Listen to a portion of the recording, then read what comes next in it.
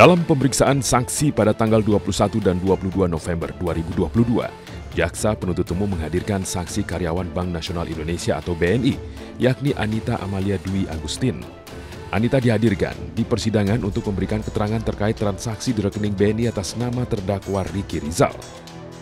Ada satu kesaksian dari Anita yang menimbulkan pertanyaan besar, yakni adanya transaksi pengiriman uang sebesar 200 juta rupiah dari rekening atas nama Nofriansah Yosua alias Brigadir Yosua pada tanggal 11 Juli 2022. Padahal seperti kita ketahui, Brigadir Yosua sudah tewas pada 8 Juli 2022. Tanggal 11 Juli, dari rekening Ricky Rizal ada uang masuk melalui e-net banking, pemindahan dari 1296249462 rekening atas nama Nofriansah Yosua sebesar 100 juta sebanyak 2 kali. Di tanggal yang sama. Tanggal 11. Iya, 11 Juli 2022. Tanggal 11 Juli ada pemindahan rekening dari atas nama Joshua ke terdakwa Ricky Rizal. Iya, benar. Sejumlah 100 juta sebanyak 2 kali. Tolong didekatkan. 100 juta sebanyak 2 kali. Jadi total 200 juta. 200 juta. Iya. Itu pemindahannya pakai apa? Menurut rekening koran, ini keterangannya e-net banking. Itu bisa melalui internet banking atau mobile banking. Oh, melalui M-banking Atau internet banking yang melalui jaringan internet. Terdakwa Ricky Rizal membenarkan adanya transaksi pemindahan uang 200 juta rupiah dari rekening Yosua ke rekening miliknya. Ricky mengaku mengetahui password serta PIN mobile banking rekening Yosua dan melakukan transfer atas perintah Putri Chandrawati setelah pembunuhan Brigadir Yosua.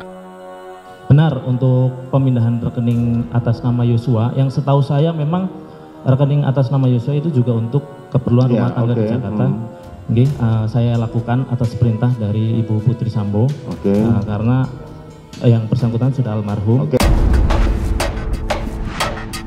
Pemindahan itu melalui M-banking, melalui HP yang saya pegang, dan satunya yang memang dipegang di Jakarta, tetapi saya tidak tahu menahu apakah dipegang oleh almarhum Yosua terus-menerus atau bergantian.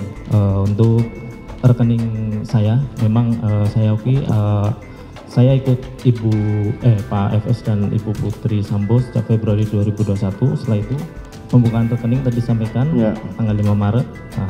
Memang atas nama saya, tetapi untuk keperluan rumah tangga di Magelang.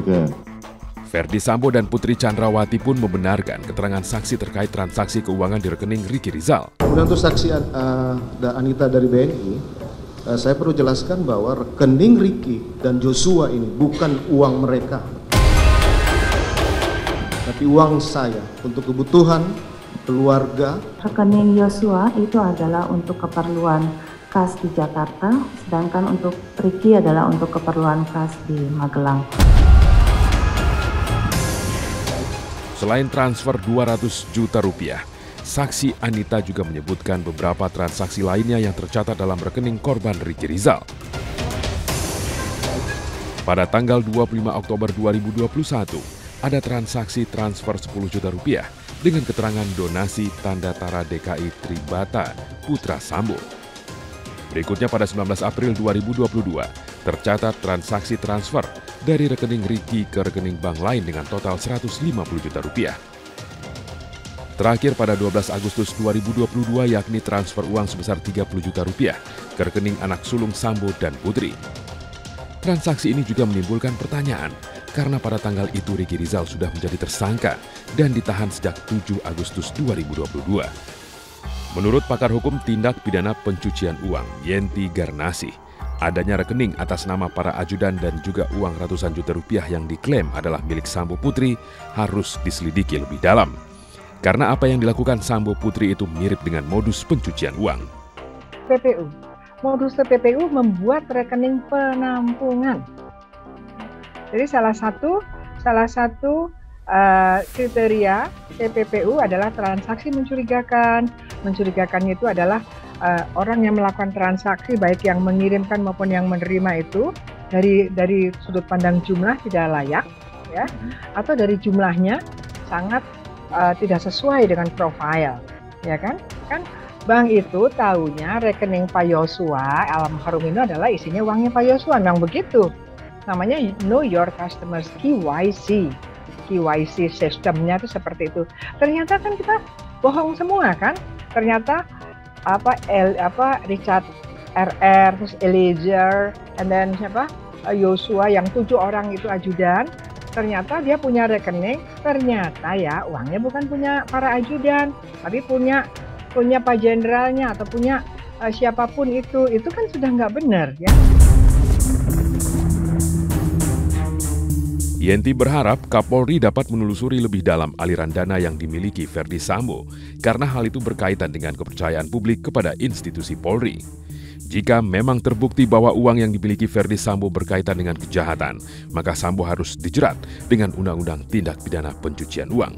Saya berharap karena ada 200 juta dan itu bukan sekali, tentu kan kita akan mencari uang 200 juta di rekeningnya Pak Yosua itu dari mana? Dari Pak Sambo ya.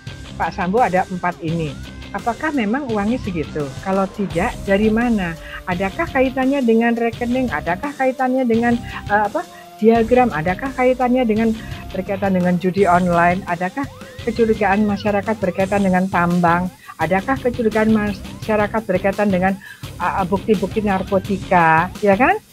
Nah inilah momentum bersih-bersihnya itu. Belum juga usai kasus pembunuhan berencana dan obstruction of justice atau perintangan penyidikan. Sambo kini dihadapkan pada masalah aliran dana ratusan juta rupiah yang diduga terkait tindak pidana pencucian uang. Terlepas dari aksi keji yang sudah ia lakukan, publik masih berharap Verdi Sambo berani membuka seluruh kebenaran kepada publik. Jadi, jangan bilang Anda tidak tahu akan permasalahan ini, karena kami sudah memberitahukannya.